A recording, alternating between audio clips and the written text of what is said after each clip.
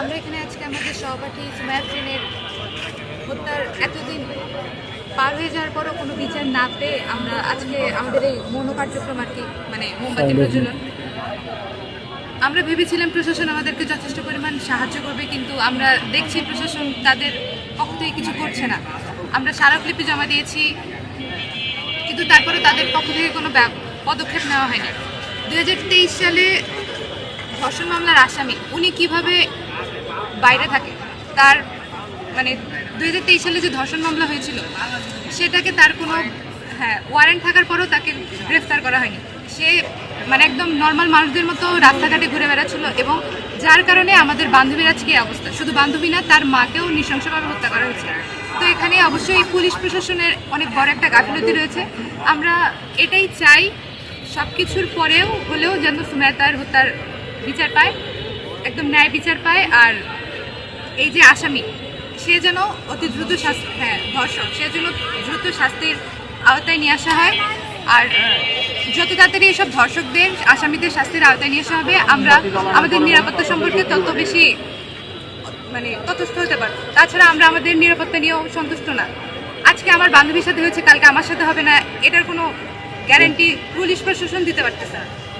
তো আমি এটাই চাই, আমি সহ আমার লোক প্রশাসন পরিবারের যারা আমরা আজকে এখানে আছি, আমরা সবাই শুধুমাত্র ধর্ষকের শাস্তি, সর্বোচ্চ শাস্তি চাই। আমরা একটা মৌন প্রতিবাদ জানাচ্ছি। আমাদের বোন কুমিল্লা বিশ্ববিদ্যালয়ের তৃতীয় বর্ষের মাধ্যমিক শিক্ষার্থী সুমাইয়া হত্যার প্রতিবাদে আমরা বিশ্ববিদ্যালয়ের শিক্ষার্থীরা আজকে এখানে হচ্ছে প্রতিবাদ একটা বাসা হচ্ছে মৌন যে মোমবাতি প্রজ্বলন, এটা আমরা করছি।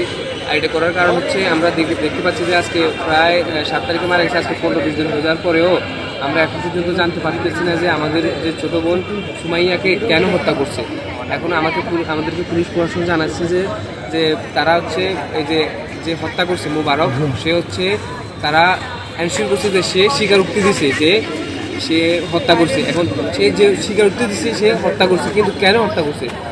এই মেয়েটার সাথে তো তার কোনো সম্পর্ক নাই বা কারোর সাথে সম্পর্ক নাই। সে বিশ্ববিদ্যালয়ে পড়ে, একদম নিষ্পাপ পুজোর মতো একটা মেয়ে, তাকে কেন হত্যা করবে? হত্যা করার পেছনে রেজন কে? এবং এই জোড়া হত্যা মামলার হত্যার এই ভয়ঙ্কর হত্যার হচ্ছে শুধু একজনই কি দায়ী? তার পেছনে কি আরও কেউ আছে? এরকম কোনো তথ্য এখন পর্যন্ত 15 দিন হয়ে যাওয়ার পরেও আমরা এখন পর্যন্ত এরকম কোনো সিদ্ধান্ত আসতে পারি নাই, এরকম তথ্য এখনও পর্যন্ত জানতে পারি নাই। এই জন্য আমরা জানতে চাচ্ছি যে কেন হত্যা করলো এবং এটার কত দূর আগালো, ওই কার্যকরী কোনো পদক্ষেপ আমরা পরিলক্ষিত হচ্ছে না। আমরা চাই যে পুলিশ প্রশাসন থেকে শুরু করে দ্রুত এই সম্পর্কে একটা স্টেটমেন্ট বা ক্লিয়ার করুক যে এই কারণে মারছে এবং এর পিছনে কারা ছিল সুস্পষ্ট ক্লিয়ার করবে, এবং হচ্ছে এটার চূড়ান্ত মানে এটার এই মামলাটা কত দূর এগুলো এটার আমরা আশ্বাস না, বারবার আমাদের আশ্বাস দিচ্ছে, আমরা আশ্বাস না কার্যকরী পদক্ষেপ দেখতে চাই।